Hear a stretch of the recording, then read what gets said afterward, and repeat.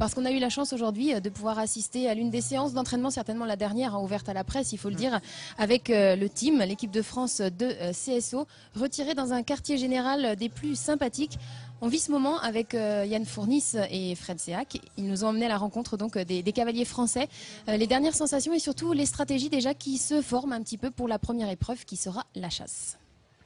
À 5 jours de leur première compétition, les cavaliers de l'équipe de France de saut d'obstacles sont sereins. Au programme ce mercredi, petite séance de travail sur le plat avant un ultime entraînement de saut programmé ce jeudi. Installé chez Julien Epaillard au haras de la Bosquetterie à 40 km de Caen, les cavaliers sont détendus mais déjà très concentrés sur l'objectif. C'est un endroit très calme, les conditions de piste, d'environnement sont extraordinaires. On a fait un premier parcours hier, aujourd'hui juste un travail sur le plat, essentiellement parce que beaucoup de journalistes sont venus nous perturber. On a opté pour ne pas prendre un hôtel, on vit dans une maison ensemble, on est revenu un peu à des choses basiques, on fait à manger. On essaye d'être le plus unis possible, d'avoir des activités ensemble et pour resserrer encore les liens qu'il y a déjà au travers de ce groupe. Lundi, ils entreront dans le stade d'Ornano pour la warm-up. La première épreuve, celle de vitesse, aura lieu, elle, mardi.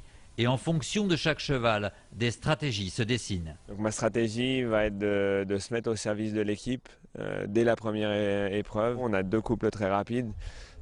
Patrice avec Orion et Pénélope avec Flora. Il faut rester quand même très prudent par rapport à cette épreuve. L'idéal c'est qu'on soit placé dans les 3-4 premiers. Après c'est pas non plus une nécessité de terminer la chasse en tête. C'est pas ça, c'est pas l'épreuve de chasse qui nous fait gagner. Par contre il faut faire attention, ça peut aussi nous mettre un petit peu dans l'embarras si on fait une très mauvaise chasse. Ça dépend un peu de la configuration du parcours. Quand je le lance, après il prend une foulée énorme et si c'est vraiment toutes des distances serrées, je pourrais pas non plus rentrer dans des lignes, dans un grand galop et si après je peux pas enlever une foulée par exemple. Je suis assez confiant. Maintenant ça reste un championnat, il y a un petit peu d'inconnu parce qu'il en a jamais couru. Donc il faudra voir sur le format championnat s'il peut être aussi performant qu'il a été ces derniers concours. J'ai super confiance en elle, ça je sais qu'elle sera présente, ça c'est certain. Pour la chasse, c'est vrai qu'elle a assez d'humour rapide, mais je veux pas non plus la démolir pour le lendemain, entre guillemets, aller trop vite et prendre trop de risques. Quant à Philippe Guerda, il désignera le nom des 4 sélectionnés dimanche ou lundi, après le tirage au sort du passage des équipes. J'ai toujours encore 5 cavaliers, donc ça va se décider d'ici la fin de la semaine, ou peut-être on attendra peut-être lundi. C'est peut-être bien qu'on regarde qu'on adapte notre stratégie en fonction du parcours et en fonction du numéro de départ.